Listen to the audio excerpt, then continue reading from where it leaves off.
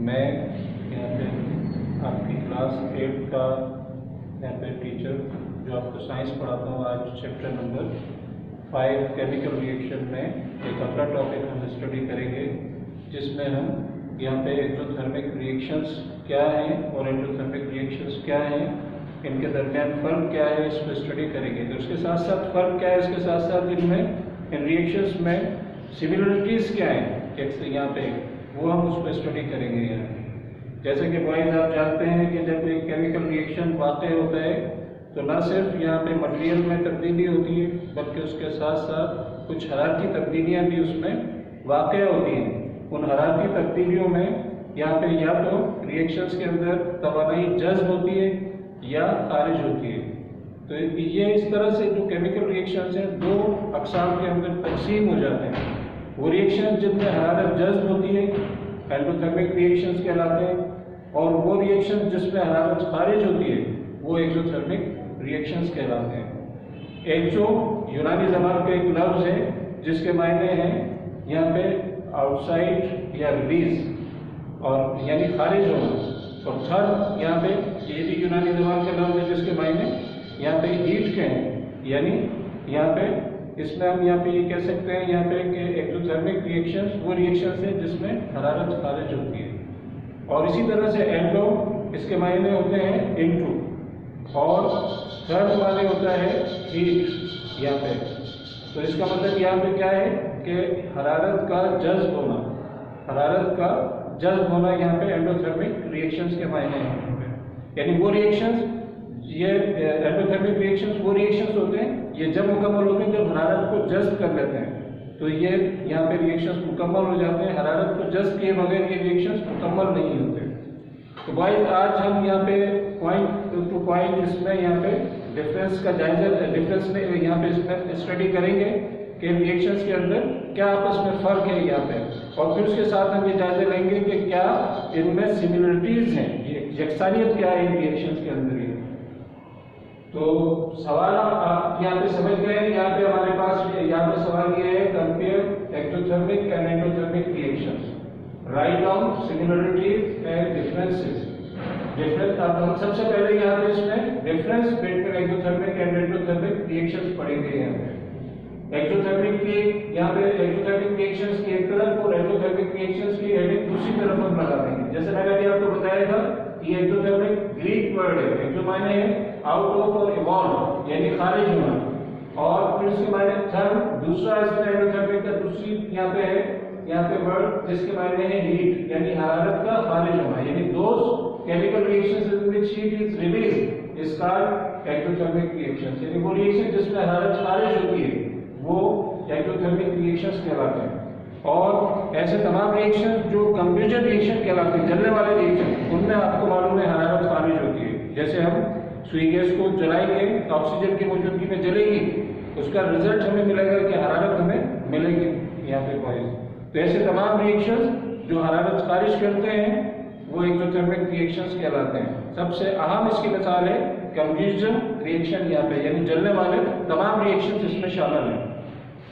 इसी तरीके से यहाँ पे दूसरी तरफ हमारे पास एंडोथर्मिक रिएक्शंस हैं। ग्रीक वर्ड एंडो में से इनटू और एब्जॉर्ब, और थर्ड माने कोई हीट के हैं यहाँ पे यानी हरारत का जज्ब होना।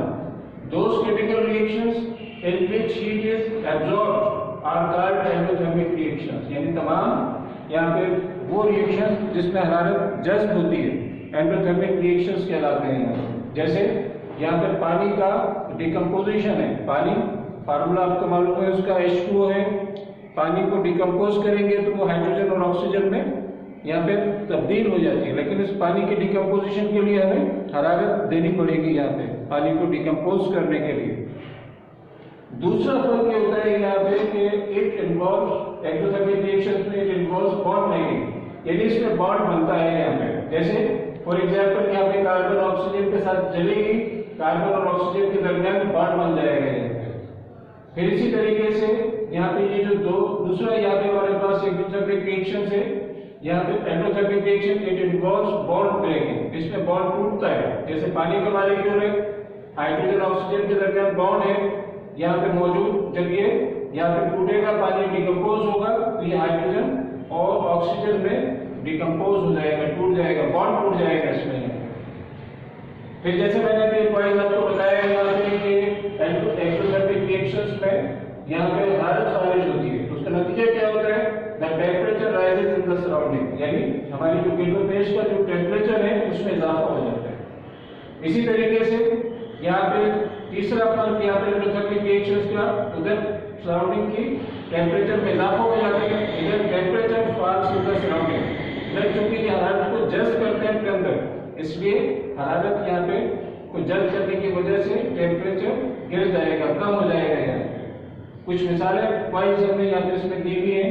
कार्बन का ऑक्सीजन के साथ कार्बन, यहाँ पे कोयले की, इस कोयला में कार्बन की एक शक्ल है, कोयले को हम ऑक्सीजन की मौजूदगी में जलाएंगे तो गैस यहाँ पे कार्बन डाइऑक्साइड बनेगी, उसके साथ हीट इवॉल्व होगी है।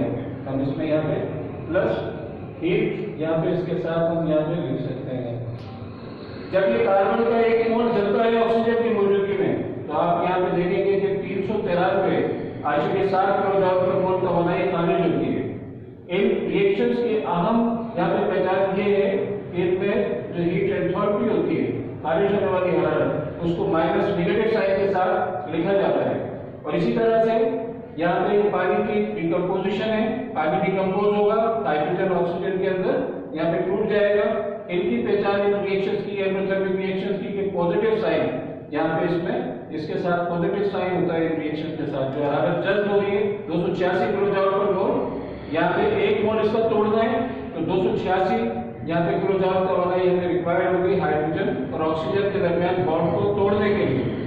तो भाई ये तो तीन चंद मिसालें जिसमें हम यहाँ पे एक्सोथर्मिक और एंडोथर्मिक रिएक्शंस के दरमियान यहाँ पे फर्क बयान कर रहे थे। फर्क के साथ साथ यहाँ पे इनके दरमियान कुछ यहाँ पे सिमिलरिटीज भी हैं। सिमिलरिटी मींस यकसानियत, एक जैसी खसूसियात भी है यहाँ पे इन दोनों रिएक्शंस में। वो क्या है यहाँ पे, वो हमने चंद पॉइंट्स की शक्ल में यहाँ पे लिखी है। यहाँ पे similarity between exothermic and endothermic reaction. सबसे पहले यहाँ पे इसमें हमारे पास सिमिलरिटी क्या है? In both reactions a new substance is form. दोनों रिएक्शंस में, चाहे वो एक्सोथर्मिक हो या एंडोथर्मिक हो, दोनों हीट चेंजेस के अंदर यहाँ पे नई अशिया बनती है। यहाँ पे जैसे कार्बन आपने देखा था इस रिएक्शन में, एक्सोथर्मिक रिएक्शन में ऑक्सीजन से मिला कार्बन डाइऑक्साइड, एक नई चीज बन गई। इधर यहाँ पे आपने एंडोथर्मिक रिएक्शन में देखा था पानी था पहले लिक्विड, जब इसको आपने डिकम्पोज किया ये हाइड्रोजन ऑक्सीजन में टूट गया। यहाँ दोनों रिएक्शंस में आप देख रहे हैं नई अशिया यहाँ पे बनेगी। दूसरी यहाँ पे हमारे पास इनके दरमियान सिमिलरिटी है। In both reactions energy is involve. दोनों रिएक्शंस में एनर्जी इन्वॉल्व होती है। एनर्जी इन्वॉल्व होती है या तो खारिज होती है या जज्ब होती है, दोनों यहाँ पे रिएक्शंस के अंदर। फिर इसके बाद नंबर 3 यकसानियत क्या है? इन बोथ रिएक्शंस का केमिकल चेंज टेक्स प्लेस। दोनों रिएक्शंस में एक कीमियाई तब्दीली वाक़ई होती है, चाहे वो एक्सोथर्मिक हो चाहे एंडोथर्मिक। कार्बन ऑक्सीजन से मिलकर कार्बन डाइऑक्साइड बनेगी, तो ये यहाँ पे कीमियाई तब्दीली है। किसी कोई अशिया आपस में मिले तो कोई बिल्कुल नई शेप बन जाए, दिस इज केमिकल चेंज। इधर पानी था लिक्विड हालत में, टूट गया, डिकम्पोज हो गया, हाइड्रोजन ऑक्सीजन, ये दोनों इससे बिल्कुल मुख्तलिफ है। इधर भी एक कीमियाई तब्दीली वाक़ई होगी। चौथा डिफरेंस हमारे दरमियान ये है, ये इसमें यहाँ पे एक्सोथर्मिक और एंडोथर्मिक रिएक्शंस के दरमियान ये है कि both reactions there is significant changes in temperature.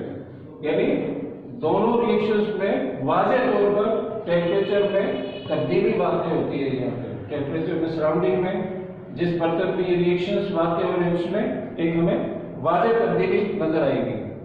तो भाई ये था हमारा टॉपिक, यहाँ पे एक्सोथर्मिक और एंडोथर्मिक रिएक्शंस के दरमियान डिफरेंसेस एंड सिमिलरिटीज। आप मंडे के दिन काम चेक कराइए जो कंप्लीट कर चुके हैं आप लोग। इंशाल्लाह फिर अगला चैप्टर स्टार्ट करेंगे। Thank you.